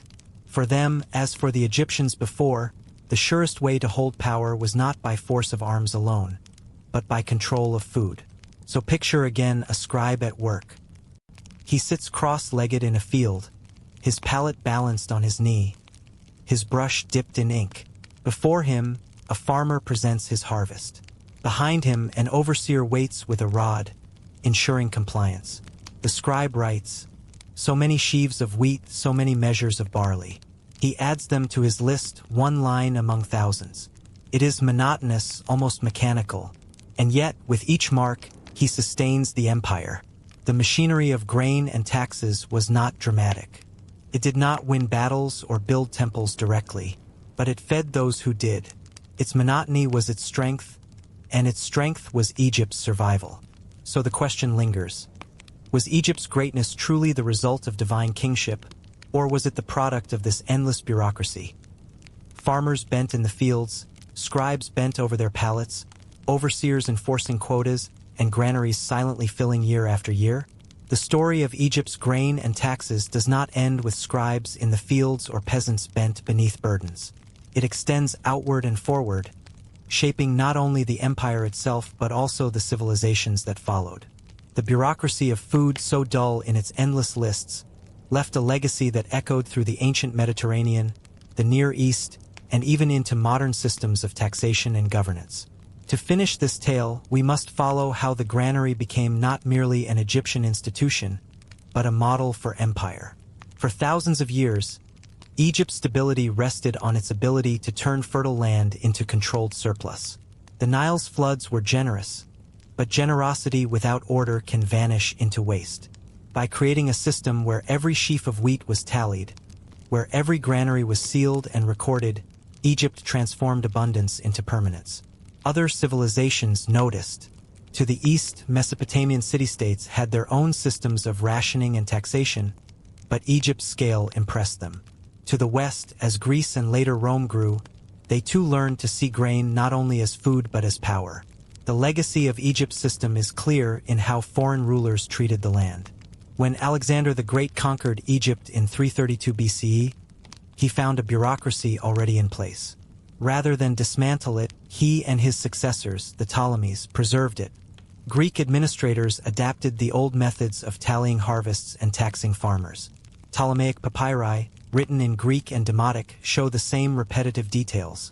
How many bushels of barley a village produced, how much each farmer owed, which temples received allocations. The system was too efficient, too deeply embedded, to abandon. The conquerors understood what Egyptians had long known. To rule Egypt, one must rule its grain. Rome followed the same path. After Augustus annexed Egypt in 30 BCE, the land became the empire's breadbasket. Roman officials inherited the scribal bureaucracy and integrated it into their own system. Shipments of Egyptian grain fed not only Alexandria but also Rome itself. Grain from the Nile filled state warehouses at Ostia, ensuring the city's population did not starve. The famous bread and circuses of Rome relied, in part, on the dull labor of Egyptian farmers and the monotonous records of Egyptian scribes. Bureaucracy outlived empire, carrying Egypt's role as provider into the Roman world. This continuity reveals something deeper. Bureaucracy is one of humanity's most enduring creations. Temples crumble, dynasties fall, but the machinery of counting, taxing, and distributing food persists. Egypt's scribes might not have imagined their work as revolutionary, but in recording the harvest they built a model of governance so resilient that foreign powers could not do without it. Their dull lines of ink became blueprints for centuries of imperial administration. The religious dimension of this bureaucracy also endured. Just as Egyptian temples relied on state grain, so too did later institutions tie food to faith. Monasteries in Christian Egypt received grain allotments much like the temples of Ammonius had before. The connection between surplus and sanctity, between feeding priests and sustaining the divine, proved remarkably stable. Even when gods changed, the machinery of offerings remained. Yet the system also left scars. For the peasant, little changed across dynasties or conquests. Whether serving a pharaoh, a Ptolemaic king, or a Roman governor, he still bent to sow and reap, still handed over a portion to officials, still watched his harvest flow into granaries beyond his reach. Bureaucracy gave stability but rarely mercy. The tombs of nobles boast of feeding the hungry, but rarely do the voices of the farmers survive. Their silence is itself part of the legacy, an enduring reminder that bureaucracy, while efficient, often erases those at the bottom. Modern scholars reconstruct this world from fragments. Papyri from the Fayum record tax receipts, grain deliveries, and disputes. Ostraca from Thebes capture the flow of rations to temple staff. Inscriptions from tombs proclaim the virtue of fair overseers. Each document seems small, dull, even trivial, yet together they reveal the machinery of a civilization. Egypt's story is not only one of pyramids and gods, but of ledgers, receipts, and endless lists. The lessons of this bureaucracy reach beyond Egypt. In our own time, governments still rely on food systems and taxation to ensure stability. Modern welfare programs, grain subsidies, and food reserves echo the ancient granaries. The principle is the same. Abundance must be managed, stored, and redistributed, or society falters. What seems boring, accounting, record-keeping, storage logistics, is in fact the bedrock of survival. The endurance of Egyptian granaries also challenges how we think about history. We often celebrate dramatic moments. Battles won, kings crowned, temples raised. But the true continuity lies in monotony. The same scribal hands that recorded barley in the Old Kingdom were echoed by clerks writing Greek in the Ptolemaic era, and later by Roman officials counting bushels for shipment to Italy. What endures is not the spectacular but the ordinary. Civilization rests on boredom. As Egypt declined under later empires, the system slowly changed. By the Byzantine period, the grain supply to Constantinople replaced that to Rome, yet Egypt remained central. Even into the early Islamic caliphates, Egyptian grain flowed northward, feeding new capitals. Only with the rise of other breadbaskets, North Africa, the Black Sea, the Americas, did Egypt's central role fade. But for 3 millennia, it was the granary of empires, sustained by the monotonous work of farmers, scribes, and overseers. To end this story, imagine again the granary itself. High mud brick walls rise above the village. Workers climb ladders, pouring grain into the openings. Inside, the air is thick with dust, the floor covered with golden kernels. A scribe sits at the entrance, brush in hand, marking each delivery on a scrap of papyrus. Day after day, the process repeats. There is no spectacle, no drama, only repetition. And yet, within that repetition lies the endurance of Egypt. The pyramids could not have been raised without it. Armies could not have marched. Temples could not have sung with ritual. The dullness was the power. And so we end with a question. If Egypt's greatness was built not on kings and monuments but on the bureaucracy of grain, what does that say about our own civilizations? Will future generations see us through our monuments, or through the endless records we keep, the spreadsheets, the ledgers, the databases of daily life? Will our boring details become their grand history? If you were to walk into a village thousands of years ago, long before the first kings, before empires, before even the written word, you would likely hear the soft rhythm of twisting fibers. It was the sound of survival. People spun. They spun flax into linen, wool into yarn, cotton into thread. They did it not with wheels, which came much later, but with their hands and the simplest of tools, the spindle and whirl. Before pyramids, before temples, before armies marched, there were fibers being twisted into thread, and thread being woven into cloth. Civilization, in many ways, was clothed long before it was crowned. This is where our story begins, not with the spinning wheel itself, but with what came before it. The monotonous, endless labor of making thread by hand. because only by understanding that long monotony can we appreciate how revolutionary the spinning wheel was when it finally appeared.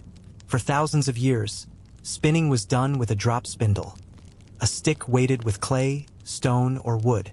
The spinner twisted fibers around the stick, set it spinning, and let the twist travel up the fibers, binding them into a thread. It was simple, portable, and effective, but it was slow. Estimates by modern experiments suggest that producing enough thread for a single tunic required hours upon hours of spinning, sometimes weeks. Every household, every community, needed thread not just for clothing but for ropes, nets, bags, and sails. The labor was immense, and it fell most often to women. Archaeological evidence from Neolithic sites reveals spindle whorls scattered across domestic spaces, suggesting that spinning was a constant presence in daily life. It was done while watching children, while tending fires, while sitting in the shade. It was not glamorous. It was not celebrated. It was simply life. Textiles became one of the earliest forms of wealth.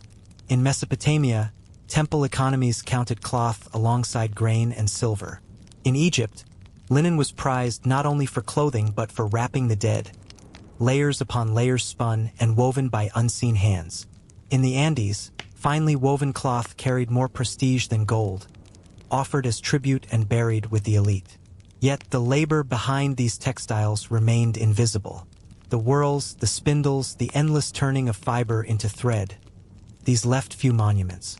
What survived were scraps of cloth, a handful of tools, and the silent testimony of ancient records that speak of rations of wool distributed to spinners, or rolls of linen delivered to temples.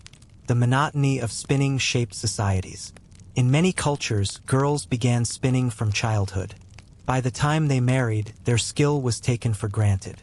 In some traditions, a woman's spindle was part of her dowry, a symbol of her contribution to the household. The very word spinster, still used today, reflects this association. The unmarried woman defined by her endless spinning. The gendered division of labor was not universal, but it was widespread, and it meant that much of the fabric of civilization, literally, was created through the dull, repetitive work of women whose names we rarely know. The spinning wheel did not appear until much later, probably in India or China around the early centuries of the first millennium CE. For millennia before, humanity relied only on spindles. Imagine that scale of time. Thousands of years of hands twisting fibers, a rhythm that bound generations together in continuity. The spindle was humanity's quiet machine, and its slowness defined the limits of textile production. This slowness had consequences. Cloth was valuable because it was labor-intensive. A length of fine linen or woolen cloth represented countless hours of work. Rulers taxed it, temples demanded it, and merchants traded it across continents. Entire economies rested on the ability to clothe populations, sail ships, and bind goods with textiles. And yet, every inch of thread came from the same dull labor, spindle turning, fibers twisting, day after day. We can glimpse this monotony in written records. In Mesopotamian tablets, lists of workers in temple weaving workshops record dozens, sometimes hundreds of women spinning and weaving under supervision. Their rations were measured in bread and beer, their output in rolls of cloth. In Egypt, similar records detail deliveries of linen for temples or allocations of wool for workers. In Greece, Homer's epics mention women at their looms, spinning while heroes fought. In Rome, the virtuous matron was praised for her diligence in spinning wool for her household. Everywhere, the same rhythm: fibers, spindles, thread. Archaeology adds texture to this picture. Spindle whorls are among the most common artifacts found in ancient sites. They vary in size and material: clay, stone, bone. But their purpose is always the same. Each represents not a single event but a lifetime of use. Imagine one in the hand of a woman in a mud brick house, twisting flax into thread as her children play nearby. Imagine another carried by a shepherd, used to spin wool while watching the flock. Imagine yet another tucked into the belongings of a girl, her first tool of adulthood. Each whorl is a fragment of countless unseen hours. And yet, out of this monotony came beauty. The textiles themselves, though mostly lost, once displayed remarkable skill. Patterns were woven, dyes applied, textures created. A fine linen robe or a patterned wool cloak was not merely functional but aesthetic, carrying cultural meaning. But behind each garment lay weeks of invisible spinning. The beauty was on the surface. The boredom was beneath. The slowness of spinning also shaped trade. Because textiles required so much labor, they were highly valued commodities. Merchants carried bolts of cloth across deserts and seas. Tribute lists from empires often include cloth alongside precious metals. In some places, cloth even functioned as currency. And still, every length of fabric came back to the same dull process. Spindle, fiber, twist. So when the spinning wheel finally appeared, it did not arrive into a vacuum. It arrived into a world saturated with the monotony of hand spinning, where every household was tethered to the spindle's slowness. The wheel was not dramatic in its first use, but it held the potential to shift centuries of labor. But that part of the story comes later. For now, we pause in the world before the wheel. A world where women spun endlessly, where economies rested on thread, where the whirl was as common as the pot or the plow. A world where the monotony of spinning was not a burden to be escaped, but simply the fabric of existence. So we are left with a question. How did a world so bound to slowness, so shaped by monotony, finally change when a wheel began to turn? When the spinning wheel first appeared, it was not met with the thunder of revolution but with the quiet hum of wood turning. Its origins are difficult to pin down, but historians generally trace it to India or perhaps China sometime between the 500s and 1000 CE. From there, it spread slowly, taking centuries to cross Asia and reach Europe. The wheel's arrival was not sudden, nor was its adoption universal. But once it took hold, it began to alter the rhythm of daily life. The essential principle of the wheel was simple. Instead of relying on the hand to keep a spindle twirling, the wheel used a larger rotating mechanism, powered at first by hand, later by a foot treadle. This meant the spinner could maintain a more consistent twist in the thread and produce it more quickly. The spindle did not disappear. It was now mounted horizontally, driven by a band around the wheel. What had once been a stop-and-start process became smoother, steadier, and slightly faster. To modernize, the improvement might seem small. A wheel does not multiply output by tenfold in an instant. But across a lifetime, across communities, even modest gains mattered. Producing enough thread for clothing, sales, or trade was still labor-intensive. But the wheel shifted the balance. A household that once required constant spinning could now redirect some of that time toward weaving, dyeing, or other tasks. It did not free women from spinning, it never fully did, but it made the work less relentless. The earliest records of spinning wheels are vague, but by the 11th century they appear in the Islamic world, where scholars describe them as tools for twisting cotton into thread. Cotton was particularly suited to the wheel, since its short fibers demanded more twist than wool or flax. The wheel allowed cotton textiles to spread more widely, eventually fueling India's reputation for fine fabrics. By the 13th century, illustrations in Chinese and Persian manuscripts clearly show women seated at wheels, their hands guiding fibers while the large disc turned beside them. Europe did not encounter the wheel until later, perhaps through trade contacts with the Islamic world. It likely entered southern Europe around the 13th century, spreading slowly northward. In its earliest European forms, the wheel was turned by hand. The spinner sat before it, one hand cranking the wheel, the other guiding fibers. It was more efficient than the drop spindle, but not yet transformative. That transformation came with the addition of the foot treadle, probably in the late Middle Ages, which allowed both hands to be free for drafting fibers while the feet powered the wheel. The treadle wheel was a small revolution within a quiet revolution. Now spinning could be continuous, thread flowing steadily from fibers to spindle without interruption. The rhythm of the spinner's foot and hands created a kind of harmony, a quiet music of labor. Villages would have heard the soft whirring of wheels behind closed doors, replacing the silence of spindles. It was still monotonous, still endless, but it was faster, smoother, and more productive. What did this mean for society? At first, not much changed in the structure of labor. Spinning remained overwhelmingly women's work. In households across Asia, the Middle East, and Europe, Women sat at wheels in the evenings, turning wool, flax, or cotton into the thread their families needed. But over time, as demand for textiles grew, the wheel's efficiency allowed production to expand. Larger workshops began to appear, where groups of women spun together, their wheels filling rooms with a low chorus of whirring wood. Merchants could now commission larger quantities of thread, feeding the looms of weavers and the coffers of traders. In India, the spinning wheel became deeply embedded in culture. Cotton textiles, spun and woven by hand, became renowned worldwide for their fineness. By the medieval period, Indian cotton cloth was traded across Asia, Africa, and eventually Europe, carried on ships as one of the most valuable commodities. Behind each bolt of cloth lay the wheel's steady rotation, hour after hour. When Gandhi chose the spinning wheel as a symbol of resistance in the 20th century, he drew on this long history. The wheel was not just a tool, it was a symbol of self-reliance, of the labor of ordinary people sustaining entire nations. In China, too, the wheel supported vast textile industries. Silk production, already established for centuries, benefited from the smoother thread spinning made possible by wheels. Peasants spun in their homes, contributing to regional economies that sent silk along the trade routes of the Silk Road. Here again, the wheel did not bring sudden revolution. It was folded quietly into existing systems, making them more productive without changing their essence. Europe's encounter with the wheel eventually led to new possibilities. In the late Middle Ages and Renaissance, demand for wool and linen grew dramatically.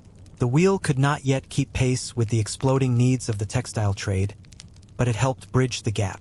In towns across Flanders, Italy, and England, spinning wheels turned in countless cottages. The work remained slow, but less so than before. And yet, the wheel was not universally loved. Some conservative communities resisted it, preferring the spindle's simplicity. Some guilds of weavers distrusted spinners with wheels, fearing that faster production might disrupt their control of the textile trade. Even when new technologies arise, the inertia of tradition often resists them. Still, the wheel persisted. Its efficiency, modest as it was, proved irresistible over time. The wheel also changed the posture of spinning. Instead of standing or walking with a drop spindle, spinners now sat. The work became more stationary, the wheel anchoring them in place. This shift shaped the rhythm of households. Women could spin while supervising children, chatting with neighbors, or listening to stories by the fire. The wheel was not a liberation from monotony but a reshaping of it, embedding spinning even more deeply into the fabric of domestic life. By the early modern period, the wheel was everywhere. Illustrations from the 16th and 17th centuries show women at wheels in cottages, in workshops, even in palaces. The queen might spin for show, the peasant for survival, but both used the same basic tool. It is striking how democratic the wheel was. Unlike luxury items reserved for elites, it spread across classes, a shared symbol of labor that transcended status. And yet, for all its spread, the wheel still left spinning slow by modern standards. A single spinner at a wheel could not match the appetite of growing textile industries. Weavers often complained of shortages of thread, their looms standing idle while spinners labored to catch up. The tension between weaving and spinning became a bottleneck in textile economies. It would take another leap, the spinning jenny and industrial machines of the 18th century, to break that bottleneck. But before that leap, the wheel had already knitted nations together, making cloth cheaper, more abundant, and more widely traded than ever before. The monotony of the wheel remains striking. For the spinner, life changed little. She still spent hours each day at her work, watching fibers twist into thread. The wheel did not free her, it only demanded her labor more efficiently. Yet within that monotony lay quiet power. The garments that clothed societies, the sails that carried ships, the ropes that bound cargo, all of them depended on this steady turning. So we pause here in the centuries when the spinning wheel had spread across much of the world. A woman sits at her wheel in a dim cottage, her foot pressing the treadle, her hands guiding the fibers. The wheel hums softly, thread flows, time passes. It is not dramatic. It is not celebrated. But it is civilization spun out of monotony. And we are left with a thought. If the spindle defined the world before the wheel, what new world did the wheel itself begin to spin into existence? By the early modern period, the spinning wheel had settled into its place as an ordinary fixture of life across much of the world. It hummed in Indian villages and Chinese courtyards, in European cottages and Middle Eastern workshops. It was no longer new, it was simply expected, and like all tools that become ordinary, it shaped history quietly without spectacle. The wheel turned, thread flowed, and empires clothed themselves in its product. In India, the wheel reached its fullest cultural expression. Cotton textiles had become the subcontinent's pride, their quality admired and sought after across the globe. Spinners, seated at their wheels, produced the fine threads that weavers turned into muslins so delicate they were described as woven air. These fabrics traveled far, carried by caravans and ships to Africa, the Middle East, and eventually Europe. Behind every bolt of cloth sold in London or Lisbon lay hours of spinning in Indian villages, often by women who were paid little but whose labor enriched empires. China, too, thrived on spinning. Silk, already centuries old as an industry, was enhanced by wheels that made thread smoother and production steadier. Silk roads and maritime trade routes carried Chinese cloth across Asia and into Europe. The wheel's presence in countless homes helped sustain one of the longest continuous textile traditions in history. In Europe, the wheel became the backbone of the cottage industry. Before factories, spinning wheels filled rural households, where women spun wool and flax to be sold to merchants. These merchants distributed raw materials, collected finished thread, and sold it to weavers. This putting-out system, as historians call it, was the seed of Europe's textile economy. Entire regions, Flanders, Yorkshire, Lombardy, specialized in spinning and weaving, feeding markets that stretched across the continent. The wheel, dull and domestic, underpinned the rise of European trade. But as demand grew, so did the limits of the wheel. By the 17th century, weavers often outpaced spinners, their looms standing idle while thread trickled in too slowly. Economic records show complaints about shortages of yarn, about delays in delivery. The wheel, once a revolution, was now a bottleneck. Its steady work could not match the hunger of growing markets. Out of this tension came the great shift of the 18th century, the mechanization of spinning. The spinning jenny, the water frame, and the mule, all inventions of the Industrial Revolution, were designed to overcome the wheel's slowness. Where one spinner at a wheel could produce a single thread, these machines produced dozens, even hundreds, at once. The sound of a quiet wheel was replaced by the roar of factories. Women who once spun in their cottages moved into crowded mills, their labor harnessed by gears and steam. The wheel did not vanish immediately. It lingered in households, especially in rural areas, but it lost its central place in economies. Its decline was quiet, gradual, almost unnoticed. Yet even as it declined, the wheel refused to disappear entirely. In India, it found new life as a symbol of resistance. Gandhi, seeking to challenge British control of textiles, adopted the spinning wheel as a sign of self-reliance. The charkha, a small portable wheel, became a national emblem. To spin one's own thread was to defy colonial imports, to reclaim dignity through monotony. Gandhi spun daily, encouraging others to do the same. The wheel, once a tool of ordinary labor, became a banner of independence.